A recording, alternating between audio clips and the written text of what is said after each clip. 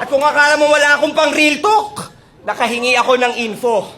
Balita ko sa isa sa mga gig nyo nila Basilio, na lasing kayo ni Miko.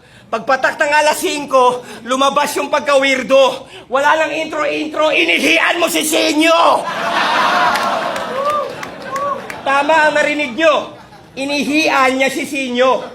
Binanggit niya pa yon sa interview pero pina-edit mo yung video. Alam mo kung kanino ko nalaman to? Kay Kuya Kevin pa mismo! Di na to chismis kasi mismong misis mo na yung source.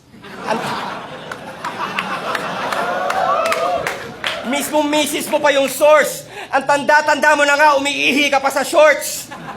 Kawawa naman yung asawa nito, palaging bitin sa banatan. Para ka daw kasing fire exit, ang bilis mong labasan. Pero di ko na kailangan magsaliksik ng lahat ng yon dahil marami kang kaibigan traidor.